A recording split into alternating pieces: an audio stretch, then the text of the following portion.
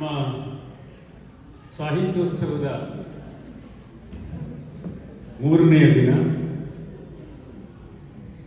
ಈಗ ಇಲ್ಲಿ ನೆರೆದಿರುವ ಎಲ್ಲ ಪ್ರಜ್ಞಾವಂತ ಸಭಿಕರಿಗೆ ಮತ್ತು ವೇದಿಕೆ ಮೇಲಿರ್ತಕ್ಕಂಥ ನನ್ನ ಸೃಜನಶೀಲ ಸಹೋದ್ಯೋಗಿ ಮಿತ್ರರಿಗೆ ಅಭಿನಂದಿಸ್ತಾ, ನಿನ್ನೆ ಈ ಚಿತ್ರಗಳನ್ನು ನಾನು ನೋಡಿದೆ.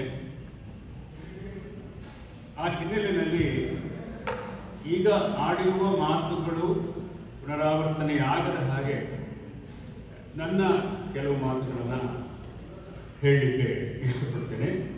ಇದಕ್ಕೆ ಅವಕಾಶ ಕೊಟ್ಟಿದ್ದಕ್ಕಾಗಿ ಶ್ರೀ ನಟರಾಜ್ ಅವರಿಗೆ ಮತ್ತು ಎಲ್ಲ ಸಂಯೋಜಕರಿಗೆ ನಾನು ಋಣಿಯಾಗಿದ್ದೇನೆ. ಈಗ ಜಗತ್ತಿನಾದ್ಯಂತ ಕಿರುಚಿತ್ರಗಳ ಚಳುವಳಿ ಪ್ರಾರಂಭ ಆಗಿದೆ ಒಂದು ರೀತಿಯ. ಯಾಕೆಂದರೆ ಫೀಚರ್ ಫಿಲ್ಮ್ಸ್ಗಳು ಅಥವಾ ಕಥಾಚಿತ್ರಗಳು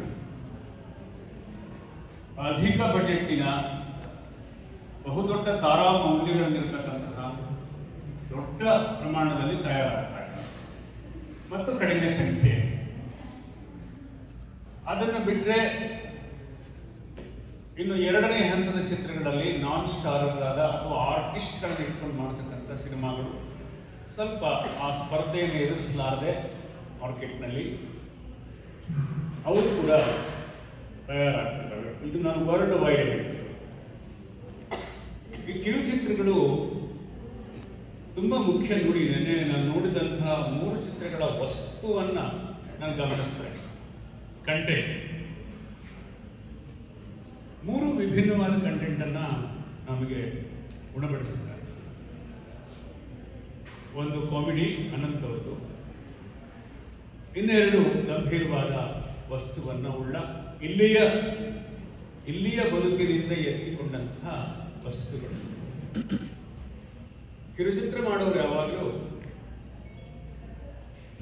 ತಮ್ಮ ಪರ್ಯಾವರಣದಲ್ಲಿ ಇರುವ ವಸ್ತುಗಳನ್ನು ಆರಿಸ್ಕೋಬೇಕು. ಬಹಳ ಮುಖ್ಯ. ಒಂದು ರೀತಿ ಅದು ನೇಟಿವಿಟಿಗೆ ಕನೆಕ್ಟ್ ಆಗುತ್ತೆ. ಇಲ್ಲಿ ನಡೆಯಬಹುದಾದ ಉಸಿರು ಎಷ್ಟೋ ಭಾರತೀಯ ಕನ್ನಡ ಕುಟುಂಬಗಳಲ್ಲಿ ಆಗುತ್ತೆ. ಅಲ್ಲಿಂದ ಹಿರಿಯರು ಬಂದಾಗ ಏನೆಲ್ಲ ಆಗತ್ತೆ, ಆರೋಗ್ಯ ಸಂಬಂಧವಾಗಿರ್ಬೋದು, ಬೇರೆ ಸಂಬಂಧವಾಗಿ ಬಾಣಂತನಕ್ಕೆ ಬರುವ ತಾಯಂದಿರು ಎಷ್ಟು ಕಾನ್ಫ್ಲಿಕ್ಟ್ ಆಗುತ್ತೆ ಬಂದಾಗ. ಅಲ್ಲಿಂದ ಬಂದ ತಾಯಂದಿರು ತುಂಬ ಮಗುವನ್ನು ಆರೈಕೆ ಮಾಡಕ್ಕೆ ಹೋದರೆ, ಅಯ್ಯೋ ಅಷ್ಟೆಲ್ಲ ಮಾಡಿಬಿಡ ನಮ್ಮ ಮಗುಗೆ, ಮುಟ್ಬೇಡಿ ಜಾಸ್ತಿ ಅಂತ ಹೇಳುವಂಥ ಇಲ್ಲಿಯ ಸೊಸೆಯರಿರ್ತಾರೆ. ಇವರು ಸರಿ, ಅವರು ಸರಿ.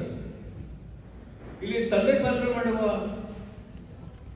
ರಾಮರಾಯರ ಪಾತ್ರ ಮಾಡಿರ್ತಕ್ಕಂಥ ಪಾತ್ರ ಏನಿದೆ ಅದು ಸರಿ, ಮಗನ ವಿಚಾರವೂ ಸರಿ. ಅಂದರೆ ತಪ್ಪು ಸರಿಗಳನ್ನು ವ್ಯಾಖ್ಯಾನ ಮಾಡದೆ ಒಂದು ಸಮಸ್ಯೆಯನ್ನು ನೀವು 3 ಜನ ಅನಾವರಣ ಮಾಡೋದು ನನಗೆ ಬಹಳ ಮುಖ್ಯವಾದ ಕೆಲಸ. You are not here to preach, give solution the whole world.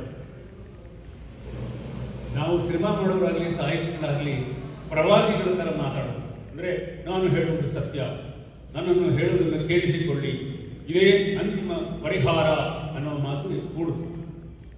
ಅದು ಚಿತ್ರದ ಧ್ವನಿಯಾಗಿ ಇರುತ್ತೆ, ಘೋಷಣೆಯಾಗಿರಲ್ಲ. ಅದನ್ನು ನನ್ನ ಈ 3 ಗೆಳೆಯರು ನಿಭಾಯಿಸಿದ್ದಾರೆ. ನಮ್ಮ ಅನಂತು ತುಂಬ ಒಳ್ಳೆ ಹಾಸ್ಯ ಪ್ರಜ್ಞೆ ಇರೋ ಕಲಾವಿದ. ಆತನ ಹಿಂದಿನ ಚಿತ್ರ ನಾನು ನೋಡಿದ್ದೆ, ಕಿರುಚಿತ್ರ. ನೋಡ್ಲಿಕ್ಕೆ ಸೌಮ್ಯವಾಗಿರೋ ಈತ ಯಮನ ಪಾತ್ರ ಮಾಡಿದ್ದಾರೆ, ಯಮಧರ್ಮರಾಯ. ಹಾಗಾಗಿ ಅವರಿಗೆ ಫೇವ್ರೆಟ್ ಜಾನ್ರ ಕಾಮಿಡಿ. ತಂದೆ ಮಗ ಇಬ್ಬರು ಜುಗಲ್ಬಂದಿ ತುಂಬ ಚೆನ್ನಾಗಿ ಬಂದಿದೆ. ನಿಮಗೆ ಒಂದು ಕ್ಷಣ ಬೆಳದಿಂಗಳ ಬಾಲೆಯನ್ನು ನೆನಪಿಸ್ಬಹುದು, ಅನೇಕ ಚಿತ್ರಗಳನ್ನು ನೆನಪಿಸ್ಬಹುದು. ಮತ್ತೆ ಈ ಥರದ ಕನಸು ಅಥವಾ ಭ್ರಮೆಗಳನ್ನು ಅಟ್ಟಿಸಿಕೊಂಡು ಹೋಗುವ ಆ ಒಂದು ಪ್ರೊಸೆಸ್ನ ಕ್ರಿಯೇಟ್ ಮಾಡುವಾಗಲೇ ಗೊತ್ತಾಗುತ್ತೆ ಇದು ಕೊನೆ ಟ್ವಿಸ್ಟ್ ಆಗುತ್ತೆ.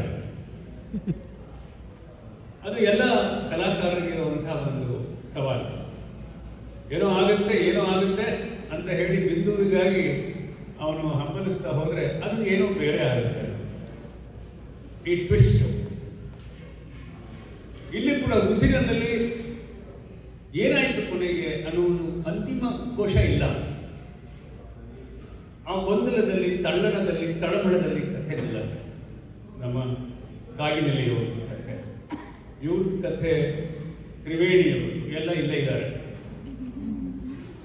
ಆಮೇಲೆ ನಮ್ಮ ಅಪರಿಚಿತ ಅತಿಥಿ, ಅಪರಿಚಿತ ನಲ್ಲ, 3 ಇದೆ ಟೈಟಲ್ಲಿ. ಅದ್ರ ಬಗ್ಗೆ ಚರ್ಚೆ ಕೂಡ ಆಗಿದೆ.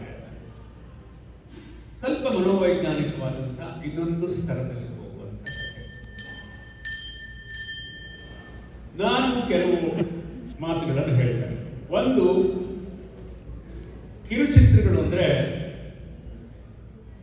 ಸಣ್ಣ ಕಥೆಗಳು. ಪೂರ್ಣ ಪ್ರಮಾಣದ ಸಿನಿಮಾವನ್ನು ಒಂದು ಕಾದಂಬರಿ ಅನ್ಕೊಳ್ಳೋಣ. ಹಲವು ಅಧ್ಯಾಯಗಳು ಬೆಳೆದು ಕಾದಂಬರಿ ಆಗುತ್ತೆ.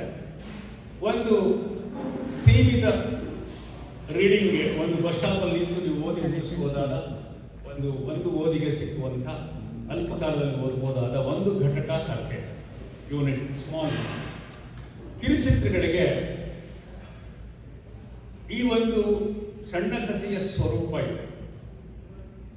ಈಗ ನೀವು ಉದಾಹರಣೆಗೆ ನಿಮ್ಮ 3 ಕಥೆಗಳನ್ನು ಇಟ್ಕೊಂಡು ಒಂದು ಕಂಪ್ಲೀಟ್ ಫೀಚರ್ ಫಿಲ್ಮ್ ಮಾಡಬಹುದು. So that is the beauty of short film. ಅದರ ಸೀಡ್ ಇದೆಯಲ್ಲ, ಅದರದ ಬೀಜಾಂಕುರ, ಅದು ನೋಡಲಿಕ್ಕೆ ಚಿಕ್ಕದಾಗಿದ್ದರೂ ಕೂಡ ಎಷ್ಟು ಬೆಳೆಯುತ್ತೆ ವೃಕ್ಷವಾಗಿ ಅಷ್ಟು ಬೆಳೆಸಬಹುದು. ರಾಮರಾಯರನ್ನು ಹುಡುಕೊಂಡು ನೀವು ಬೆಂಗಳೂರಿಗೆ ಹೋಗ್ಬೋದು, ಅವ್ರಿಗೊಂದು ಫ್ಲ್ಯಾಶ್ ಬ್ಯಾಕ್ ಇಟ್ಬೋದು. ಅಥವಾ ರಾಜೀವ್ನ ಕುಟುಂಬದಲ್ಲಿ ಏನಾಗಿತ್ತು, ಯಾಕೆ ಒಂದು ಸಿಂಗಲ್ ಪೇರೆಂಟ್ ಆದ, ಅದಕ್ಕೊಂದು ಬ್ಯಾಕಪ್ ಸ್ಟೋರಿ ಇಟ್ಕೊಂಡ್ರೆ ಅದೊಂದು ಕಥೆ ಆಗ್ಬೋದು. ಹಾಗೆ ಅತಿಥಿಯನ್ನು ಕೂಡ ವಿಸ್ತರಿಸ್ತಾ ಹೋಗ್ಬೋದು. ಅಂದರೆ ಒಬ್ಬರು ನಾವು ಕಿರುಚಿತ್ರಕ್ಕೆ ಕಥೆಯನ್ನು ಆಯ್ಕೆ ಮಾಡುವಾಗ ಆ ಪೊಟೆನ್ಷಿಯಲ್ ಗಮನಿಸಬೇಕು. ಎಷ್ಟು ದೊಡ್ಡ ವಿಕಾಸವಾಗುವ ಶಕ್ತಿ ಅದಕ್ಕಿದೆ ಅನ್ನೋದನ್ನು. ಯಾಕೆಂದ್ರೆ ನಾವು ನಮ್ಮ 10 ಸಿನಿಮಾ ಶಾಲೆಯಲ್ಲಿ ಇದನ್ನು ಪ್ರತಿ ವರ್ಷ ಇದೊಂದು ದೊಡ್ಡ ಹಬ್ಬ ಮಾಡ್ತೀವಿ, ಸಿನಿ ಮಿನಿ ಅಂತ. 100 ಚಿತ್ರಗಳು ಜಗತ್ತಿನಾದ್ಯಂತ ಬರುತ್ತೆ. ಎಷ್ಟೆಲ್ಲ ನಮ್ಮ ಯುವಜನರು ಯೋಚನೆ ಮಾಡ್ತಾರೆ ಅಂತ ನಮಗೆ ಆಶ್ಚರ್ಯವಾಗುತ್ತೆ, ಸಂತೋಷವಾಗುತ್ತೆ. ಕೇವಲ 2 ಶಾಟ್ಗಳು ಕೂಡ ಒಂದು ಕಿರುಚಿತ್ರ ಇರ್ಬೋದು, 2 ನಿಮಿಷದಿರ್ಬೋದು, 20 ನಿಮಿಷದವರೆಗೂ ಇರ್ಬೋದು. ಆಮೇಲೆ ಕಿರುಚಿತ್ರಗಳಿಗಿರುವ ಸೌಂದರ್ಯವನ್ನು ಗಮನಿಸಿ ಪ್ರೇಕ್ಷಕ ಬಂಧುಗಳು. ಅವು ಸೆನ್ಸಾರ್ನ ಹಂಗಿಲ್ಲ, ಅತಿ ಬಜೆಟ್ನ ಹಂಗಿಲ್ಲ, ದೊಡ್ಡ ಬಜೆಟ್ಟು ಅದರ ಹಂಗಿಲ್ಲ, ಮಾರುಕಟ್ಟೆಗೆ ತುಂಬ ಕಷ್ಟಪಡಬೇಕಾಗಿಲ್ಲ. ನಿಮಗೆ ಬೇಕಾದವರಿಗೆ ಯೂಟ್ಯೂಬ್ ಮೂಲಕ ಅದನ್ನು ತಲುಪಿಸೋ ವ್ಯವಸ್ಥೆ ಇರುತ್ತೆ. ಮತ್ತು ಕೌಟುಂಬಿಕ ಸ್ಪರ್ಶ ಇರುತ್ತೆ. ಈಗ ತಂದೆ ಮಗ ಪಾತ್ರ ಮಾಡ್ತಾರೆ, ಗೆಳೆಯರು ಮಾಡಿದ್ದಾರೆ, ವೈದ್ಯಕೀಯ ಸಲಹೆಯನ್ನು ಇಲ್ಲೇ ಇರುವ ವೈದ್ಯರು ಕೊಟ್ಟಿದ್ದಾರೆ. ಮತ್ತೆ ತಮ್ಮ ಮನೆಗಳನ್ನೇ ಬಳಸಿಕೊಳ್ತಾರೆ, ತಮ್ಮ ಮನೆಯ ಆವರಣವನ್ನು ಬಳಸಿಕೊಳ್ತಾರೆ, ಅವರೇ ಎಡಿಟ್ ಮಾಡ್ತಾರೆ, ಅವರೇ ಫೋಟೋಗ್ರಫಿ ಮಾಡ್ತಾರೆ, ಸಮ್ಟೈಮ್ಸ್ ಈ ಥರದ್ದು. ಬಟ್ ಏನಂದರೆ, ನನ್ನ ಕೆಲವು ಪಿಸು ಮಾತು, ನಾನು ಯಾರಿಗೂ ಮಾರ್ಗದರ್ಶನ ಹಾಗೆಲ್ಲ ಹೇಳಲ್ಲ. ಯಾಕೆಂದ್ರೆ ನಾನು ವಿದ್ಯಾರ್ಥಿನೇ ಸಿನಿಮಾಕ್ಕೆ, I am also student of cinema. ನಾನು ಮಾಡುವಾಗ ಏನು ಮಾಡ್ತೀನಿ ಅಂತ ಮಾತ್ರ ಹೇಳಿ, ಇಫ್ ಐ ವರ್ ಯು ಅಂತ ಹೇಳ್ತಾರಲ್ಲ, ಅದೇನೆಂದರೆ ಸಾಕಷ್ಟು ಸಲ ಹೆಚ್ಚು ಸಮಯವನ್ನು ಸ್ಕ್ರಿಪ್ಟ್ ಮೇಲೆ ನಾವು ಕಳೀತೀವಿ. ಹೆಚ್ಚು ಸಮಯವನ್ನು we have to spend more time on script discussion ತುಂಬ ಕಡಿಬೇಕು. ಜಗಳ ಆಡಬೇಕು ಅಂತಂದ್ರೆ ಭಿನ್ನಾಭಿಪ್ರಾಯಗಳು ಇಟ್ಕೊಂಡು ಗುದ್ದಾಡಬೇಕು. ಇದು ಹೀಗೆ ಬಂದ್ರೆ ಹೇಗೆ, ಹೀಗೆ ಬಂದ್ರೆ ಹೇಗೆ, ಈ ಶಬ್ದ ಬಂದ್ರೆ ಏನು ಅರ್ಥ ಬರುತ್ತೆ. ಅದು ಸಣ್ಣ ಚಿತ್ರ ಆಗಲಿ ದೊಡ್ಡ ಚಿತ್ರ ಆಗಲಿ, ಆ ಥರದ ಒಂದು ಡಿಬೇಟ್ ನಿಮ್ಮ ಟೀಮ್ ಒಳಗಡೆ ಕ್ರಿಯೇಟ್ ಆಗುತ್ತೆ. ನೋಡ್ಲಿಕ್ಕೆ 15 ನಿಮಿಷ ಚಿತ್ರ ಒಂದು 10-20 ನಿಮಿಷ ಇದೆ. ಆದರೂ ಕೂಡ ಅದನ್ನು ನೀವು ಸ್ಕ್ರಿಪ್ಟ್ ನೋಡಿದರೆ ಅಥವಾ ಅದಕ್ಕೆ ಬೇಕಾದ ಸಿದ್ಧತೆ ನೋಡಿದರೆ ಅದು ಬಹಳ ದೊಡ್ಡದೊಂದು ಪುಸ್ತಕ ಆಗುತ್ತೆ. Even it for A script writing short film ಮಾಡಬೇಕಾದ್ರೆ ತಯಾರಿ, ಲೊಕೇಶನ್ನು, ಕಾಸ್ಟ್ಯೂಮ್ಸ್ ಏನಿರಬೇಕು, ಮೇಕಪ್ ಹೇಗಿರಬೇಕು, ಕಾಸ್ಟ್ಯೂಮ್ ಹಾಕಿದವರು ಬಣ್ಣ ಹೇಗಿರಬೇಕು, ಆ ಬಣ್ಣದ ಹಿಂದೆ ಇರುವ ಗೋಡೆಯ ಬಣ್ಣ ಹೇಗಿರಬೇಕು, ಆ ಗೋಡೆಯ ಬಣ್ಣಕ್ಕೂ ನಮಗಿರತಕ್ಕಂತಹ ಪ್ಯಾಲೆಟ್, ಸ್ವಲ್ಪ ಕಲರ್ ಪ್ಯಾಲೆಟ್ ತಿಳ್ಕೊಳ್ಬೇಕು. ಯಾವುದೋ ಬಣ್ಣ ಯಾವುದೋ ಹಾಕಕ್ಕಾಗಲ್ಲ, ಅದಕ್ಕೊಂದು ಸ್ಕೀಮ್ ಇದೆ. ಅನಂತರ ಸ್ಕ್ರಿಪ್ಟ್ ರೀಡಿಂಗ್ ಮಾಡ್ಕೊತಾ ಹೋಗ್ಬೇಕು, ತುಂಬ ಸ್ಕ್ರಿಪ್ಟ್ ರೀಡಿಂಗ್ ಮಾಡಬೇಕು. ಮತ್ತೆ ರಿಹರ್ಸಲ್, ಎಷ್ಟು ರಿಹರ್ಸಲ್ ಮಾಡಿದಷ್ಟು ಕಲಾವಿದರು ಸ್ಪಷ್ಟಪಡ್ತಾ ಹೋಗ್ತಾರೆ. ಎಲ್ಲಿ ಧ್ವನಿ ಪಾಸ್ ಕೊಡಬೇಕು, ಧ್ವನಿಯ ಏರಿಳಿತಗಳಿದೆ. ಯಾಕೆಂದರೆ ಈ ಚಿತ್ರಗಳಿಗೆಲ್ಲ ಡಬ್ಬಿಂಗ್ ಮಾಡೋದಕ್ಕೆ ಅವಕಾಶ ಇರಲ್ಲ, ಆನ್ ಸ್ಪಾಟ್ ಬರೋ ವಾಯ್ಸೇ ರೆಕಾರ್ಡ್ ಆಗುತ್ತೆ ಬಹುತೇಕ. ಆದ್ದರಿಂದ ಹೆಚ್ಚು ರಿಹರ್ಸಲ್ಗೆ ನಾವು ಇವತ್ತು ಹಾಲಿವುಡ್ ಫಿಲ್ಮ್ಸಲ್ಲಾಗಲಿ, ಬಾಲಿವುಡ್ ಫಿಲ್ಮ್ಸಲ್ಲಾಗಲಿ, ನಮ್ಮ ಫಿಲ್ಮ್ಸ್ಗಳಲ್ಲಿ, ಅಟ್ಲೀಸ್ಟ್ ನನ್ನ ಫಿಲ್ಮ್ಸಲ್ಲಿ ವಿತೌಟ್ ರಿಹರ್ಸಲ್ ನಾವು ಸೆಟ್ ಹೋಗಲ್ಲ.